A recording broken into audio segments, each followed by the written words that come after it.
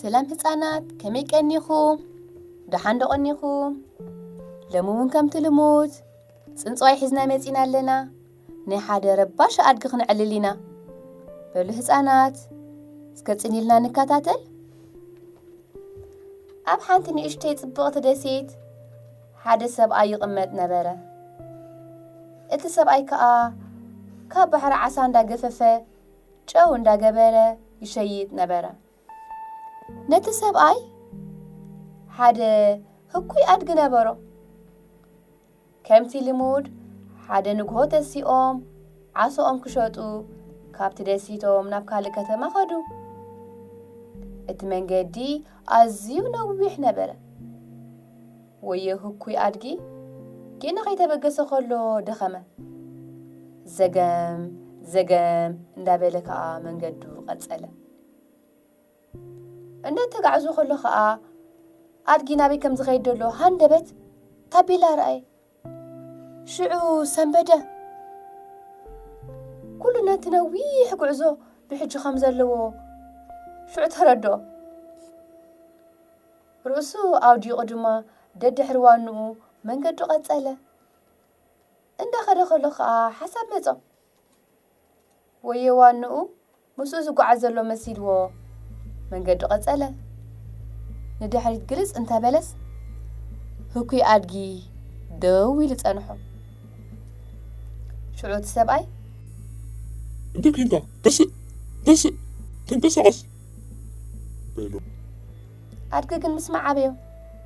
ሽዑ እቲ ሰብኣይ ኣዝዩ ሓረቐ ክደፍኦ ጀመረ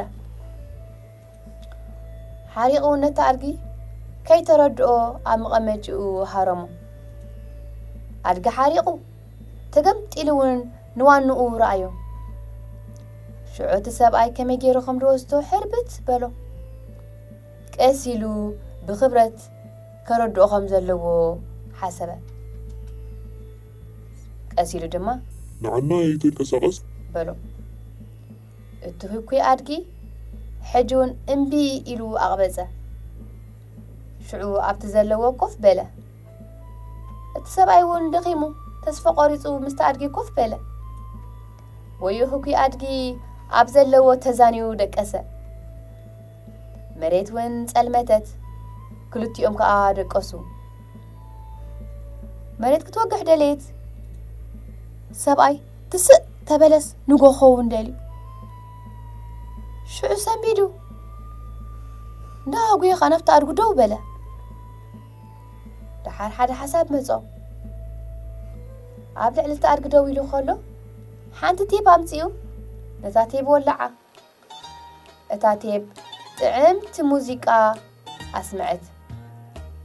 እቲ ህኩይ ኣድጊ ከዓ ነታ ሙዚቃ ሰሚዑ ተስአ ብድድ ተበለስ ሙዚቃ ፀንሐ ከይተረድኦ ከዓ ክስዕስዕ ጀመረ እንዳሳዕስዐ ክልቲኦም እንዳሳዕስዑ ከይተረድኦም ናብታ ዝደለይዋ ከተማ በፅሑ ርእዮም ሰበልዋ ከዓ ክልቲኦም ተሓጐሱ እቲ ሰብኣይ ዓስኡ ክሸይጥ ኢሉ ናብታ ኣድጊ ግልጽ ተበለ ነቲ ባስኬት ተረኣዮ ዓሳ የለ ኮይነ ሽዑ ኣብ ኢዳ ኸይዱ እቲ ዓሳ ኢሉ ሰንበደ ንድሕሪት ነቲ ጽርግያ ተራእየስ እዞም ኩሎም ዓሳታት ኣብኡ ተደርብዮም ንዕኦም ከይተረድኦም እንዳሳዕስዑ ከለዉ ነቶም ዓሳ እንዳደርበይዎም መንገዶም እዮም ዝቐፀሉ ሽዑ ክልቲኦም ሓዘኑ ምኽንያቱ እዚ ኩሉ ነዊሕ ተጓዒዞም ዝሽየጥ ዓሳ የብሎምን ድሓር እቲ ኣድጊ ነቲ ዋንኡ ኣይትሕረቕ ኢሉ ነዛ ክስዕስዑላ ዝፀንሑ ቴፕ ሃቦ